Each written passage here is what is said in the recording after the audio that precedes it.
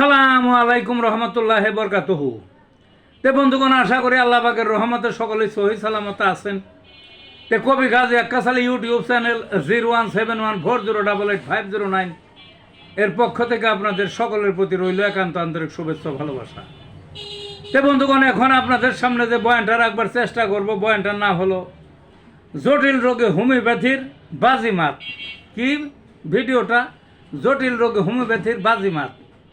জটিল রোগ তো শরীরে অনেক আছে, নানান ধরনের আছে।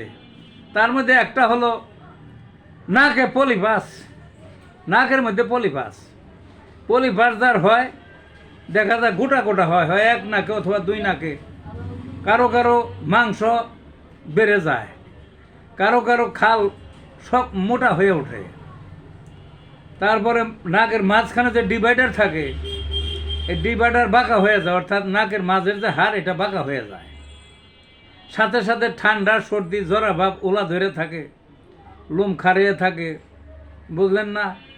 তারপরে কফ ঠান্ডা কারো কারো হয় ওই, এবং রাত্রে বিশেষ করে নাক জুই বেচায়, দম সারবার পারে না, কত কষ্ট।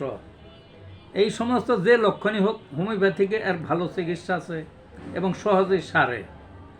এর জন্য অনেকেই অপারেশন করে, অপারেশন করলে পুনর্পুনর হয়তো, কিন্তু হোমিওপ্যাথিকে সঠিক ডাক্তার সঠিক চিকিৎসা যদি দিতে পারেন, একবার 60,000 হয় না তো। কাজে অনুরোধ করব, আমি ঢাকার শ্যামলিতে আছি, এখানে আশেপাশে যদি থাকেন বা ঢাকায় আসেন তাহলে চিকিৎসা নিতে পারেন।